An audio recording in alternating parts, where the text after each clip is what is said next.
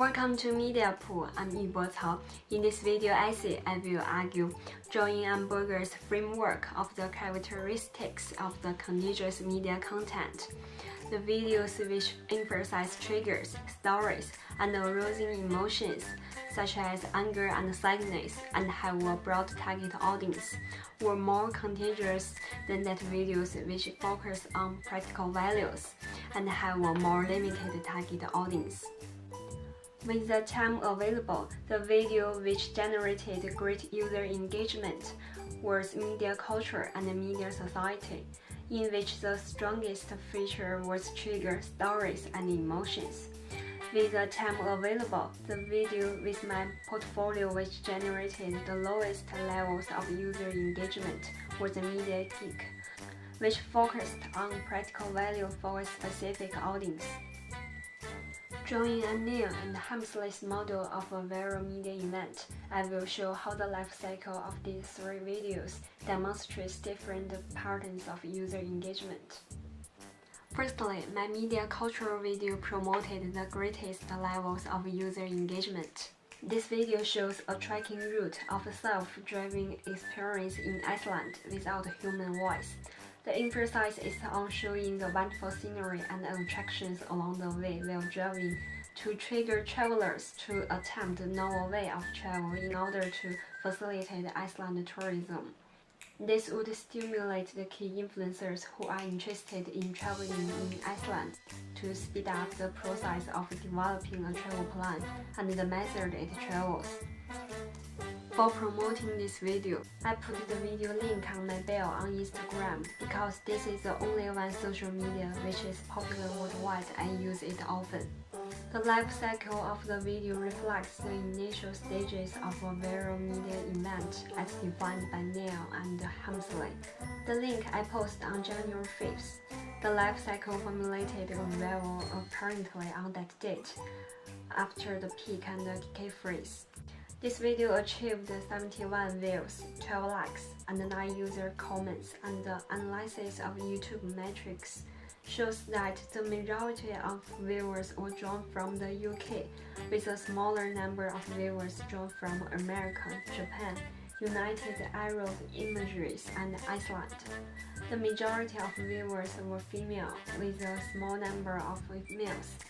The majority of viewers were 18 to 24 years old, with a small number of 15 to 64 years old. The results, which basically met the target population I want to cover. It is exciting that there was a small part of Icelandic people also watched the video, which helped to promote and explore local tourism resources. However, there was only a small number of men watched the video.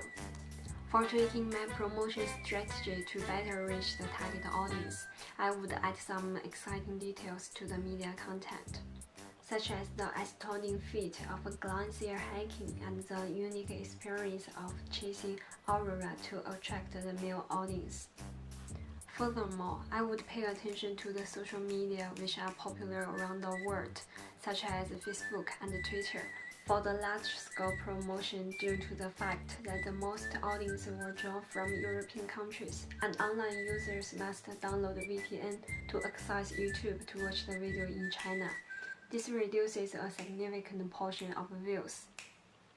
Secondly, my Media Society video exposes how the fur industry works, about animals such as minks, foxes, and rabbits are captured and killed under the horrific conditions behind the beautiful fur coats we wear. In this video, I focused on presenting a way of interviewing and educating a fur coat viewer in a closed dark space, because this enables the creation of a serious atmosphere and a relationship between the subject and the audience, promoting the emotions of empathy and sympathy for the individual. Anger and disappointment at the interview process, sadness when showing the visual evidence about hurting the animals, and hope for the future. The form of interview leaves a great impression for the audience to remember and share with others, which supports the offline as well as online diffusion of the media. The video has one call to action. It asks audience to save the animal friends and do not wear fur clothes anymore. This enables audience to strengthen their sense of responsibility and arousing emotions of hope by participating in or contributing to the solution. During the process of promoting this video, my main target audience was fashion lovers and young adults who like wearing fur clothes, as well as a wider audience of the pet owners and the general public who may be sympathetic to the animal experience or furries to the behaviors of the fur industry. To reach this audience, I published a post which is a screenshot of the video with the comment as a direct link to the video on the moments of WeChat and Weibo, the two most prevalent social networking sites in China. The communications and online interactions happened in WeChat are based on the chain of acquaintance, which leads to strong interpersonal ties referred to ground-avatar to create social media bubbles and echo chambers. For the totally 8 comments, 7 comments come from my WeChat contacts, including my friends and family members. Unlike WeChat, Weibo is a public social networking site that everyone who uses Weibo can scan my profile and homepage. There are only 1 comment that is objective and give advice on the video from online stranger, which joins the weak ties to create flows of novel information and opportunities. The life cycle of this video showed that there was no growth phase to reach the peak directly after the video released. It reflected the effectiveness of the promotion on social media as the moments I post on WeChat and Weibo before January 1st. The afterlife phrase tended to be steady with no obvious sign of revival. The reason was that the homepage of Instagram can put only 1 video link, and I chose to put media cultural videos link, not this one. Thirdly, my Media Geek video promoted much lower levels of user engagement. This video briefly introduced the industrial and cultural causes for the emergence of Hollywood Renaissance, which often referred to the first shift away from classical Hollywood filmmaking style and its ideological values, as well as its main performance. It focused on interpacking practical value that aimed at a limited audience who learn film studies or are interested in Hollywood cinema.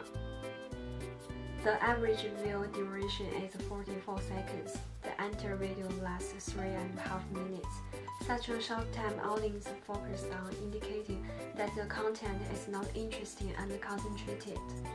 It may also be caused by non-standard pronunciation and lack of humor. Besides, the success of this video is that it has 2 calls to action. Firstly, the video asks viewers who like the video, and secondly, to subscribe to the channel. This has the commercial goal of increasing the likelihood of greater user engagement in future videos and enhancing the channel's appeal to advertisers. From this analysis, I conclude that the content reflects Berger's characteristics of the framework, essentially determines the scope of the video being contagious. The media content could be improved on its originality and curiosity, promoting videos on social media which could generate a broad audience, such as Facebook, Twitter, and Instagram, not limited in Chinese, and particularly attracting more interpersonal strong ties to obtain a high degree of participation. That's all from me for now. If you enjoyed this video, please click like and subscribe below, leave a comment and check out our other videos. This has been me, Yu Bo Cao from Media Pool. Thanks for watching.